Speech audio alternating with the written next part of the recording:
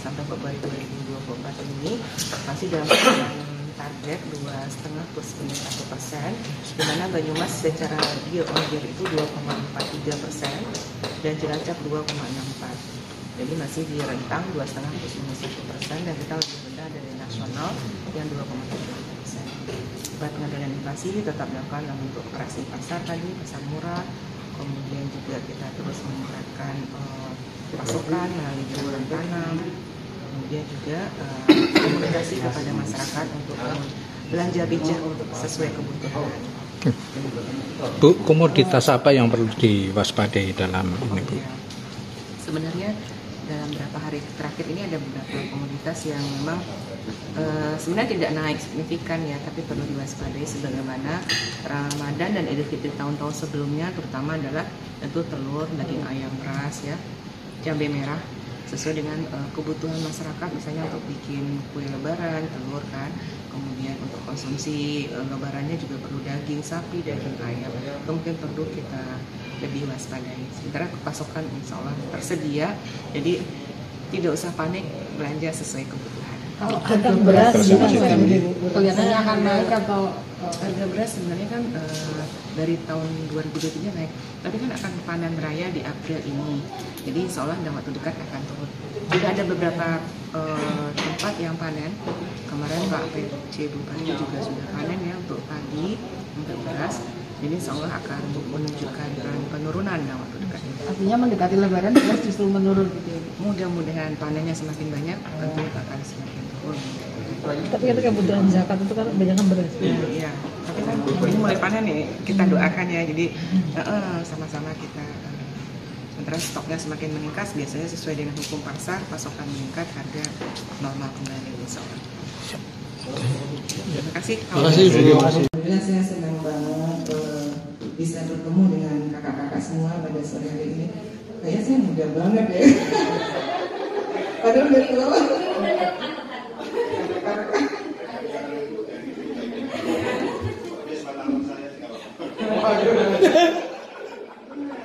Kayaknya saya kembali ke usia berapa?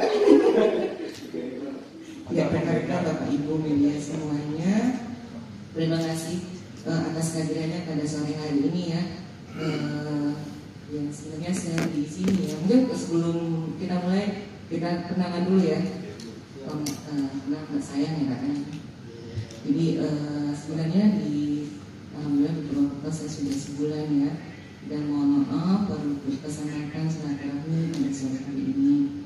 Sebenarnya dari kemarin kita rencanakan ya, tapi memang waktu dan pertemuan yang belum diridhoi sehingga belum sempat kita bertemu, dan alhamdulillah pada sore hari ini Allah meridhoi pertemuan kita sehingga kita bisa bertemu pada sore hari ini di bulan suci Ramadan. Amin. Untuk pertama-tama selamat menunaikan ibadah puasa Ramadan buat rekan-rekan semua yang menjalankan ibadah puasa. Kemudian ya semoga kita senantiasa dikuatkan, diberi kesehatan, dilancarkan ibadahnya sampai akhir Ramadan, dan kita selesai Ramadan bisa meningkatkan keimanan dan ketakwaan kita. Amin. Baik, untuk perkenalan mungkin ya di sini saya sebelum kenalan ada temani Pak Mursidi, ini sudah pada kenal ya Bapak Ibu, rekan semua. Pak Mursidi Deputi Kepala Perwakilan. Kemudian ada yang baru juga barengan sama saya datang bergabung di BI Purwokerto, Mbak Inang.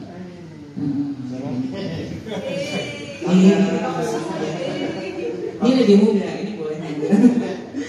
Nomor WA-nya Mbak? Mbak Inang lebih muda. Aduh.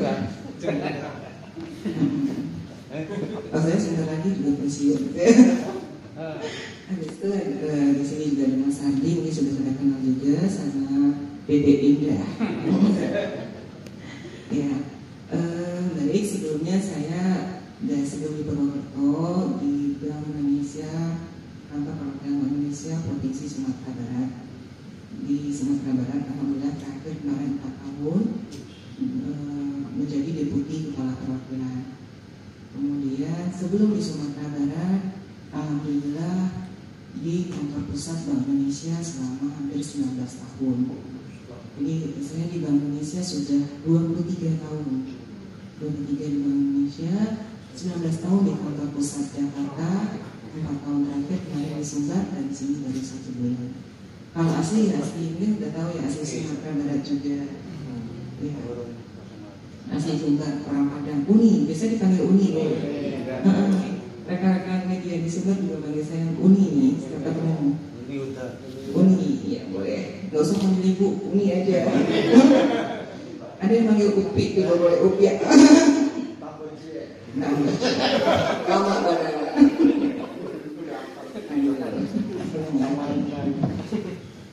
Iya. Iya, mungkin gitu. Dan sebelumnya mungkin sebelum di Sumber ya, di pusat saya lebih ke pasar keuangan. Sebelumnya di pasar keuangan valuta asing. Di Departemen Pengembangan dan Pengembangan Pasar Uang, pasar keuangan khususnya pasar valuta asing. Mungkin ya itu perkenalan. Oh ya, keluarga suami masih di Jakarta kerja. Sementara anak saya ada 2, 1 kuliah, 1 masih SMP. Yang SMP karena mau lulus masih ditinggal di Sumatera Barat.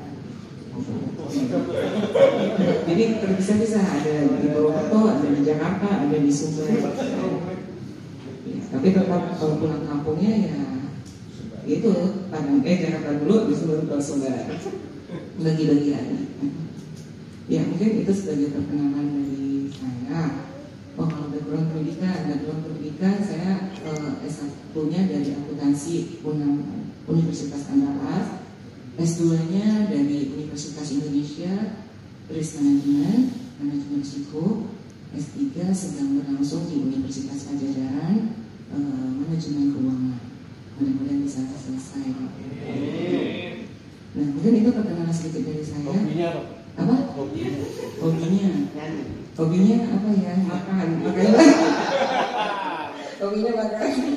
Orang Padang kayaknya hobinya makan. Sip. Kapan-kapan kita makan bareng.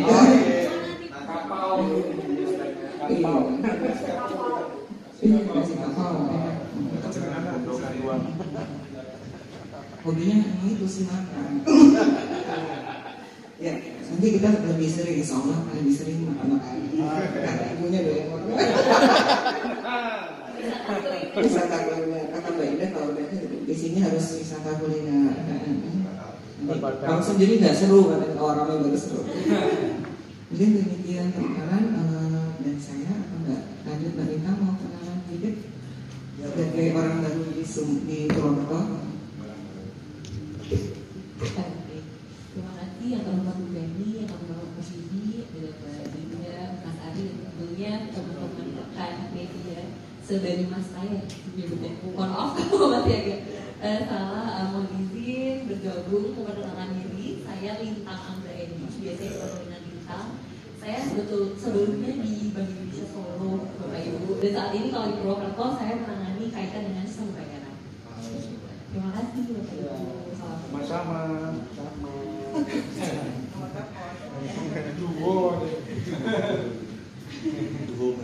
Kita lanjut ke ini ya.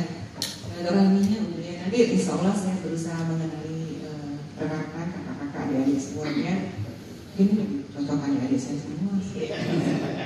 Ini loh dari seumuran anak saya kan.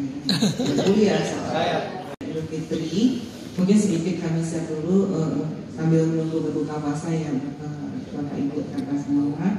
Bank Indonesia memang udah Ramadan 1445 Hijriah ini telah menyiapkan penukaran uang yang berbayar uang rupiah selama RAFI, kita nyebutnya RAFI Ramadan Idul Fitri 2024 sebanyak 3,5 triliun untuk di wilayah Banyumas Raya ya.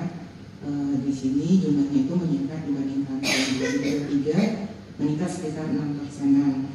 Nah ini sejalan peningkatannya sejalan dengan pertumbuhan ekonomi, di mana pertumbuhan ekonomi Indonesia 2023 kemarin di kisaran 5%. Jadi kita persiapkan meningkat 6% dibandingkan tahun sebelumnya. Nah kemudian untuk pelayanan penukaran 2024 ini tetap kita namakan layanan dengan serambi ya, semarak, rupiah, Ramadan, dan berkah Idul Fitri 2024. Nah Bank Indonesia tidak sendiri, tapi bersama bersinergi dengan perbankan di wilayah Banyumas Raya, di mana kita melayani penukaran di mall pelayanan publik ya bersama perbankan di masing-masing kabupaten Purbalingga, Banyumas, Banjarnegara, dan Cilacap. Mengenai jadwalnya sudah kita publis di Instagram. Kemudian kita juga menyediakan kas keliling Bank Indonesia di 11 titik ya. Nah, kemudian kita juga di titik-titik kantor bank, kalau nggak salah 37 titik ya. Jadi di 37 titik kantor bank juga disediakan penukaran uang rupiah. Tentu ini dalam rangka memenuhi kebutuhan masyarakat, menyediakan uang rupiah dengan yang layak edar, dengan kualitas yang baik, dengan jumlah yang cukup. Kemudian lagi kita juga menyediakan penukaran inovasi penukaran ya Pak ya. Dibandingkan tahun sebelumnya ada penukaran tidak hanya dengan cash, tapi juga dengan edisi dan kris. Nah, jadi Bapak Ibu yang punya rekening tidak harus menarik duitnya dulu rupiah, bisa dengan menggunakan edisi perbankan atau kris yang disediakan bank untuk menukarkan uang rupiahnya.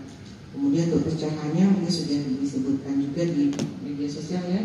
Jadi untuk di kas keliling BI kita menyediakan sampai 4 juta rupiah ya per orang ya. Sementara untuk layanan perbankan 3,7 rupiah untuk masing-masing orang penukaran. Dan penukarannya kita akan menyediakan aplikasi pintar, melalui aplikasi pintar ya rekan-rekan. Kemudian untuk mekanisme aplikasi pintarnya sendiri itu nanti bisa dilihat di websitenya kita atau di Instagram kita juga. Kemudian tadi terkait Serambi Semarak Ramadan, Semarak Rupiah Ramadan dan Berkah Idul Fitri itu akan dilakukan kick off-nya tanggal 20 besok 20 Maret 2024 kick off-nya. Sementara layanan penukarannya sendiri sudah kita mulai dari hari Jumat kemarin ya, yang reguler layanan penukaran. Kemudian sementara kick off Serambi 20 Maret itu di Mall Pelayanan Publik Purbalingga. Nah, kita berusaha untuk tahun lalu di beda tempat ya, tahun ini kita Purbalingga untuk pemerataan saja. Kemudian layanan penukaran seperti itu. Kemudian dalam Ramadan Idul Fitri ini kita juga menghimbau sebenarnya masyarakat untuk lebih meningkatkan transaksi non tunai, tidak hanya menggunakan tunai, karena sebagaimana kita ketahui dengan transaksi non tunai kris itu akan lebih aman, keamanan dalam bertransaksi ya, keamanan, kecepatan, kemudahan, kehandalan, ya semua ya dengan kris. Jadi harapannya walaupun kita menyediakan layanan penukaran uang, kita juga melakukan edukasi masyarakat untuk tetap selain cash tetap menggunakan non tunai untuk lebih aman, karena cash itu sebenarnya ada risiko juga ya. Kemudian berikutnya lagi, layanan penukaran uang tahun ini kita sinergikan juga dengan gerakan pasar murah di beberapa tempat. Jadi minggu lalu sudah kita mulai ya, tanggal 8 GPM di Cilacap dan Banyumas. Ya, jadi kita menyediakan di GPM tersebut. Jadi gerakan pangan murah ini kita kerjasama atau sinergi dengan TPID kalau di Banyumas ya dengan TPID Banyumas, dengan Cilacap TPID Cilacap. Jadi di pasar murahnya Bank Indonesia menyediakan layanan penukaran uang. Nah, nanti GPM berikutnya, gerakan pangan murah berikutnya adalah di tanggal 15 besok tetap di Banyumas dan Cilacap. Mengenai tempat persisnya nanti kita publis di medsos, karena lagi kita koordinasikan, karena yang menentukan bukan BI sendiri tapi sinergi dengan TPID Kabupaten. Ya, kita sinergikan dengan Kabupaten Banyumas dan Cilacap. Ya, rencananya di Purwokerto Selatan, tapi siapa tahu sudah. Dan insya Allah pun informasinya yang di Purwokerto Selatan Jumat besok juga akan dihadiri oleh Pak PJ Bupati. Dan di Cilacap juga akan insya Allah dihadiri oleh Pak PJ Bupati. Karena ini GPM-nya serentak se-Jawa Tengah, dan insya Allah juga akan dihadiri secara virtual oleh PJ Gubernur Jawa Tengah. Ini ya. Itu untuk penukaran dalam gerakan pangan murah ini, selain kita menyediakan penukaran dan meningkatkan kris, sehingga kita juga menyediakan kris tebus murah ya Mbak Lintang ya, tebus murah yaitu dengan minyak goreng ya, minyak goreng yang harganya seharusnya 17.000, 14.000 bisa ditebus dengan harga 10.000 dengan menggunakan kris. Sebenarnya itu untuk mengedukasi masyarakat supaya menggunakan kris, dan ini juga sinergi BI dengan vendor minyak gorengnya, bukan BI sendiri, BI tidak sendiri tapi sinergi. Kemudian dan juga dengan pendanya PMK. Kemudian juga itu informasi penukaran dan kris. Untuk kris tahun ini kita terus berusaha meningkatkan. Dari tahun lalu realisasinya volume transaksinya sampai 9,7 juta ya dan tahun ini kita kalau bisa volume transaksi kris juga bisa meningkat minimal sama yang tahun sebelumnya, seperti itu. Kemudian terkait inflasi update-nya masih ada itu kan ya? Oh ya, kemarin yang nanya inflasi ini apa sih? Ini Bu. Ini bahasa ini kan sebenarnya target inflasi kita sasaran inflasi 2024 itu berbeda dengan 2023. Kalau 2023 kan sasaran inflasinya 3 plus minus 1%. Kalau 2024 ini 2,5 plus minus 1%. Kalau kami bilang terkendali berarti masih dalam sasaran yang 2,5 plus minus 1% itu maksudnya terkendali, masih berada di kisaran target.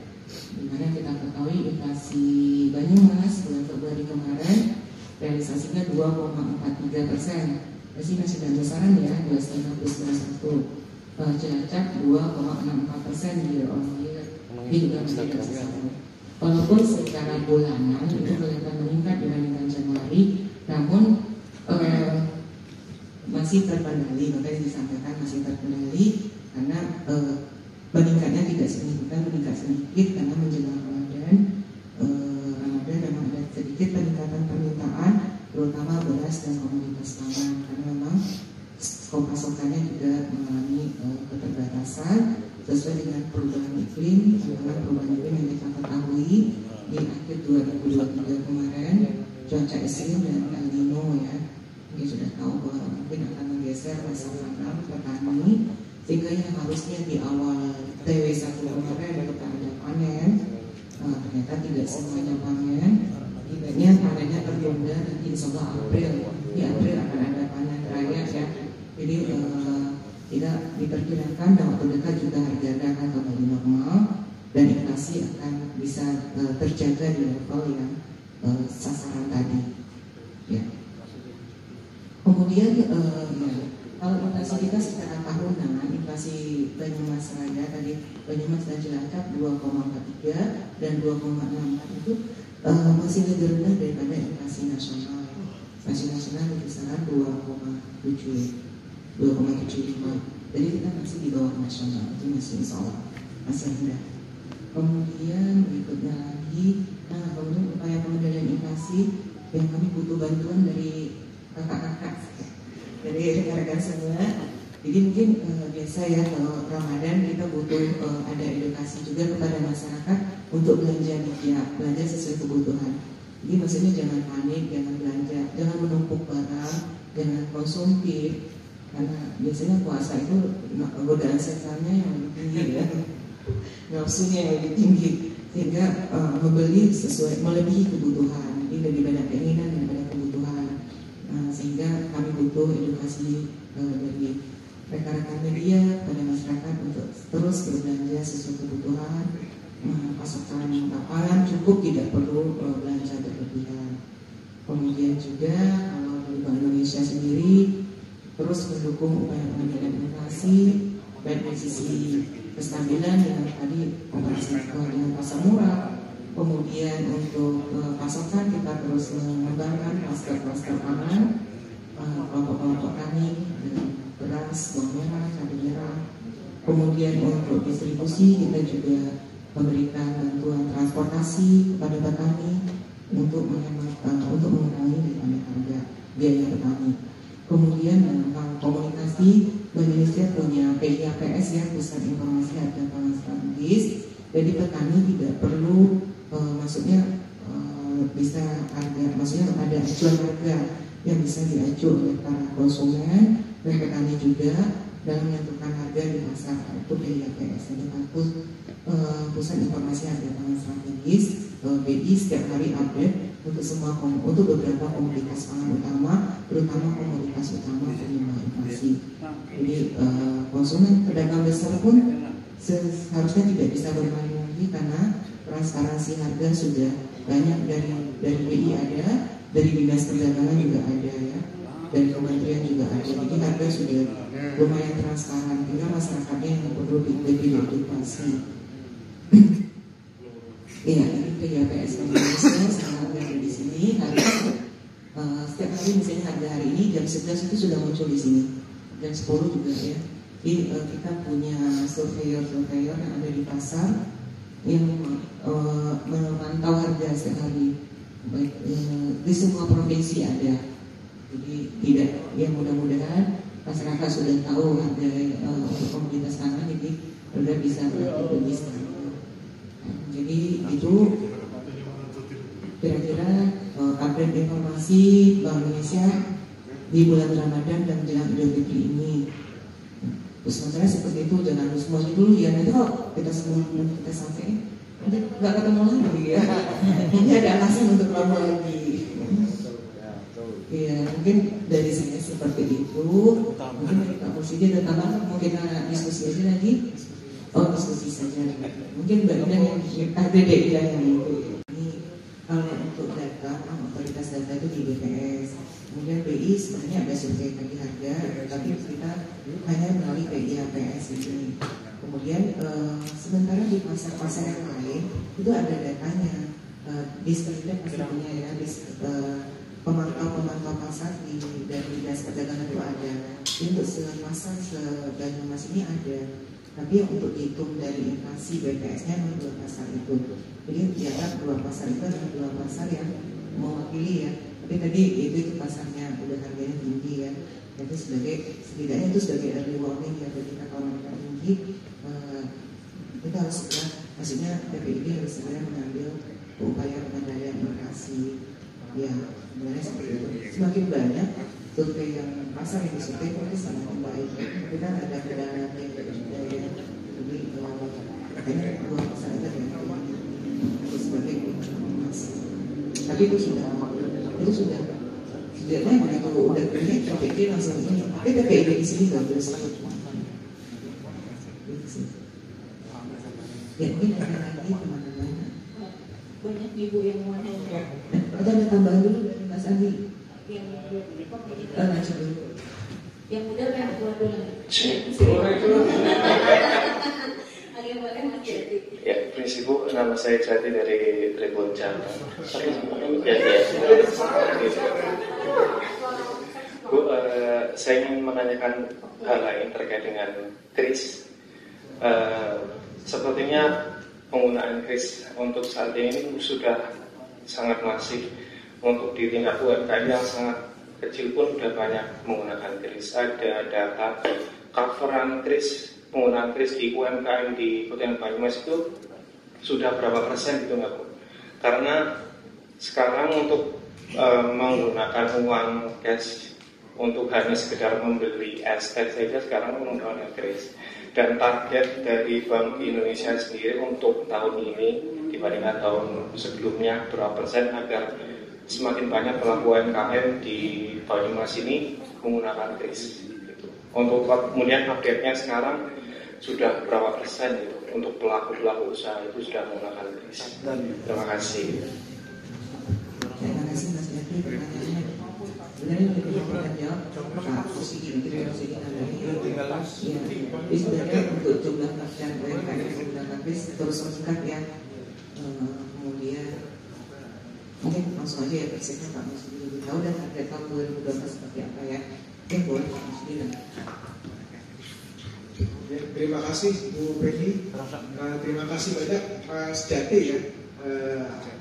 Pertanyaannya ini terkait dengan jumlah persentis tadi yang sudah disampaikan oleh Ibu Kristoveni. Memang betul dari waktu ke waktu terus mengalami peningkatan ya. Jadi bisa kita lihat secara real di lapangan memang semakin banyak ya UMKM, tidak hanya terbatas yang masuk klasifikasi usaha kecil ya, tapi yang mikro juga sekarang udah banyak yang menggunakan kris sebagai salah satu alternatif alat pembayaran.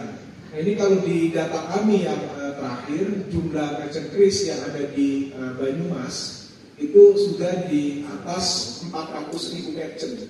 Jadi ini kalau kita bandingkan dengan populasi UMKM yang ada di Banyumas, ini sudah cukup besar ya. Prediksi kami ini sudah mendekati 50%. Jadi masih banyak PR-nya memang yang perlu kita akuisisi sebagai merchant kris. Dan ini tentu kami minta mohon bantuan dari teman-teman media massa ya untuk membantu mengedukasi masyarakat. Ya, termasuk tidak hanya terbatas dari sisi pembeli atau konsumen, tapi juga dari sisi produsen dan pedagang, bahwa penggunaan kris ini banyak keunggulannya. Yang paling mudah kita kenali ya, dengan menggunakan kris, maka masyarakat khususnya pedagang bisa terhindar dari uang rupiah palsu. Karena belum ada ya uang non tunai atau dompet digital yang palsu. Yang ada adalah uang rupiah palsu.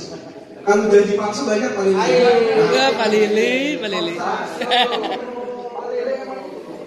Nah, kemudian yang lain, penggunaan kris juga memudahkan masyarakat dalam bertransaksi, kan tidak perlu mencari kembalian. Jadi tidak perlu nyari uang pecahan kecil, uang logam. Dan ini juga ada aspek pelindungan konsumen. Karena kita dulu sering mendapat cerita masyarakat yang belanja di Alfamart, Indomaret, dan kemudian juga toko-toko modern itu mendapat kembalian permen. Permennya dikumpulkan oleh Mas Jati, dibelanjain lagi nggak boleh. Gitu kan? Harusnya permennya dikumpulkan, dibelanjakan. Ini kris bisa menjembatani pedagang atau masyarakat tidak perlu khawatir terhadap uang kembalian. Nah, kemudian yang lain ini juga kekinian dan bahkan sekarang ini sudah ada kris tuntas yang bisa digunakan untuk transfer, kemudian tarik tunai dan stok.